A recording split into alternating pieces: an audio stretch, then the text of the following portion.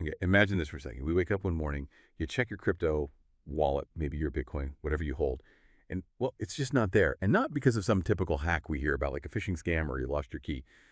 No, this is different. Imagine it's just gone, kind of evaporated by a machine. A type of computer so powerful that the very encryption protecting your coins well, it just didn't matter anymore. Welcome to the Deep Dives. Today, we're really getting into something potentially huge. The impact of quantum computing on, the world of cryptocurrency. Is this amazing new tech basically a ticking time bomb, a sort of doomsday for our digital assets, the end of crypto as we know it? Or is it actually a catalyst, something that forces us, maybe, to build even stronger encryption, pushing us into a new, more secure digital age? So our mission today is to try and unpack this. It's complex, no doubt. We want to understand the actual threat, figure out where quantum tech really is right now, not just the hype, and also look at this crucial race that's already happening to protect our digital future. This isn't about causing panic, okay? It's just about being informed. So let's get into it. Right. So for decades, the security of, well, pretty much everything online, hasn't it? Our money, our emails, passwords, the blockchain itself. Yeah, fundamentally. It's all relied on this basic idea. Certain mathematical puzzles are just incredibly hard to solve. Right. Like impossibly hard for the computers we have now, classical computers. We're talking calculations that would take them, billions of years. Billions. Yeah. That's the kind of security blanket we've been relying on. That's been our digital fortress. Exactly. But quantum computers, they're the curveball here. They don't just do the same thing faster. They play by a whole different set of rules, fundamentally different. Different rules. How so? Well, a classical computer, think of it like steps, right? Yeah. One calculation after another, zeros and ones, on or off. Quantum machines, they use these weird quantum phenomena, stuff like superposition and entanglement. Okay. Superposition. Entanglement. That sounds pretty out there. It is. Superposition means a quantum bit, a qubit, can be like 0 and 1 at the same time, or somewhere in between. Well, not just on or off. Exactly. And entanglement. Well, that links these qubits together. So what happens to one instantly affects another, even if they're separated. It lets them explore just countless possibilities all at once. Wow. So not step by step, but massively parallel exploration. You got it. It's a totally different way of computing. And for certain problems, specifically the kinds of math problems underpinning current cryptos, well, it's a game changer. Uh-oh. So that's the direct threat to things like Bitcoin. That's the core of it, yeah. Yeah. When quantum computers get powerful enough, get stable enough, they could potentially just shred through Bitcoin's current encryption, like it's tissue paper. Yeah. The public key cryptography, the digital signatures that prove you own your coins, based on math that quantum computers are theoretically really good at breaking. Shor's algorithm is the famous one here. Shor's algorithm, right, heard of that. So it makes current protections basically obsolete. Potentially, yes. Yes. It really makes you ask, what happens to a whole system built on trusting the math when the math itself might not hold up forever? Okay, that definitely sounds concerning. Big questions for sure. But, all right, before anyone listening rushes to, bury gold bars in their backyard. Hey, yeah, probably not necessary just yet. Let's put this in perspective. We need a reality check, right? Where does quantum computing actually stand today?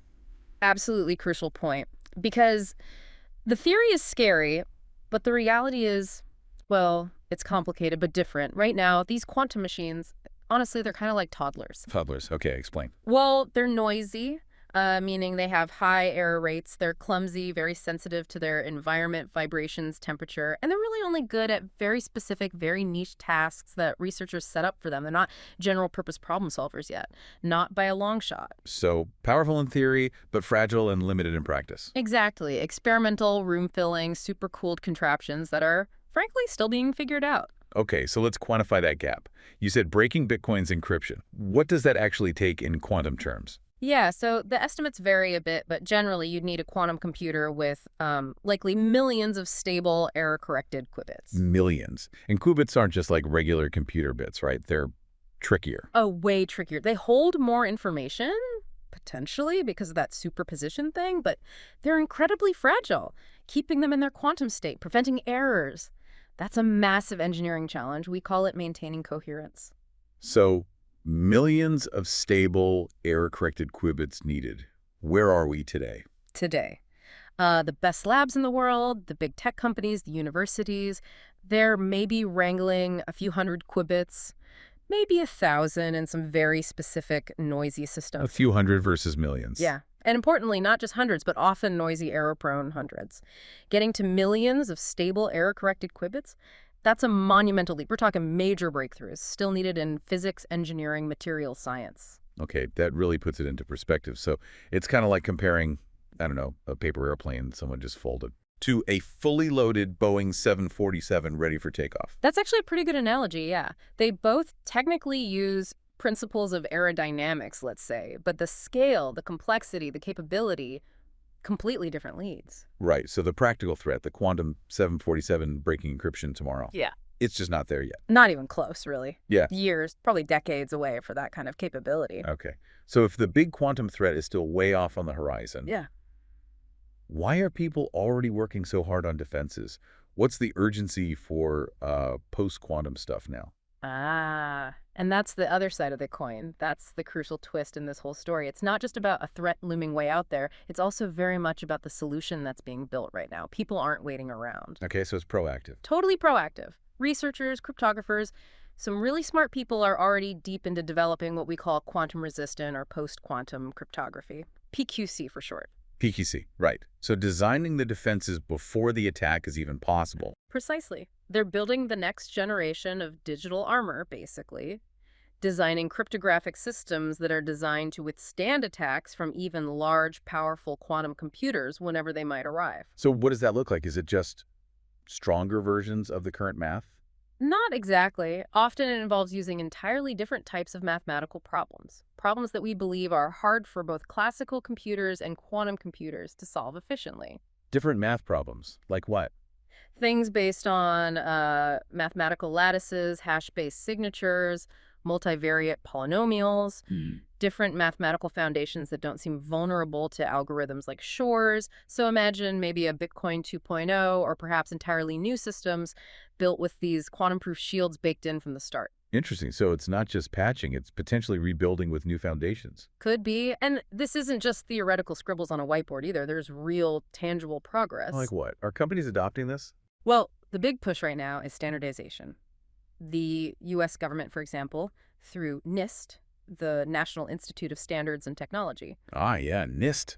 They set standards for lots of tech stuff. Exactly. They've been running this huge multi-year competition, basically.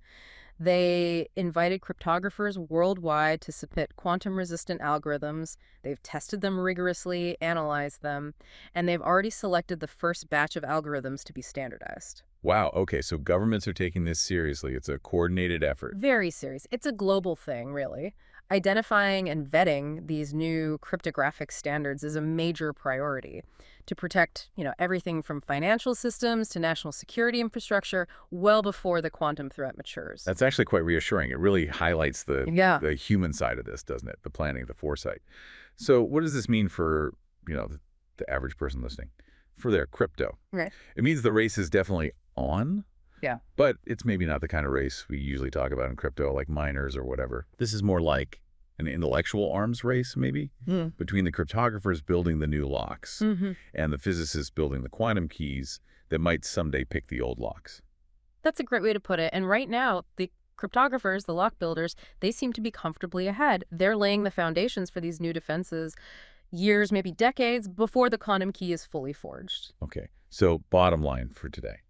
Should you be panicking about your current crypto getting zapped by a quantum computer tomorrow morning? No, definitely not tomorrow. Or likely anytime soon. The timeline for a truly threatening quantum computer is still quite far out. Right, so immediate panic, no. But yeah, there's a but, isn't there? Well, yeah. Stepping back from the immediate tech race, it does raise some deeper questions, doesn't it? Think about it. Crypto, especially Bitcoin, is built on this idea of trustless math. Right? Security through pure cryptography, no need for a central bank or anything. The core philosophy. So what happens to a system like that, philosophically, when the underlying math itself faces this kind of potential existential challenge, even if we have replacements ready? That's a really interesting point. It's not just a technical upgrade, then. It touches the very identity of crypto. I think so. Does Bitcoin just smoothly upgrade its algorithms and become, I don't know, Bitcoin 2.0?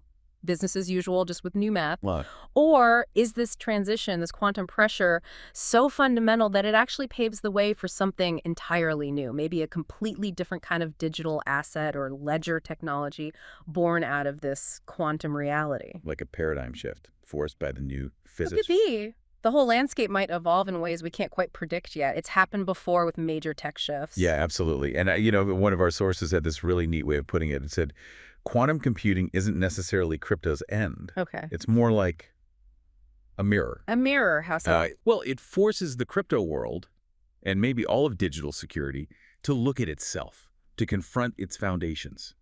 It's this powerful reminder, that no fortress, no matter how strong it seems today, mathematically strong, technologically strong, is impenetrable forever.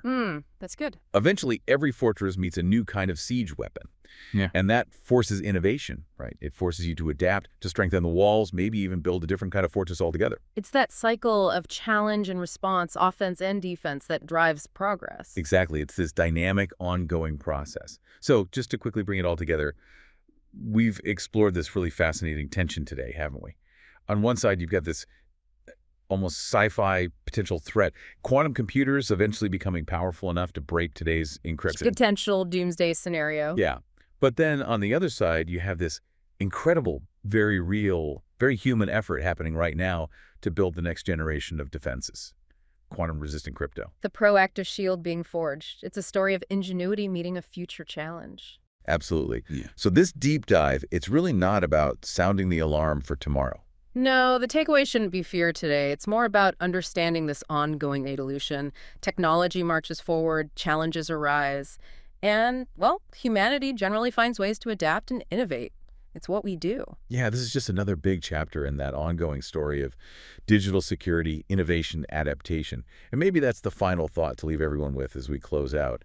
The question isn't really if the quantum age will fully arrive with all its power. It seems more like a question of when.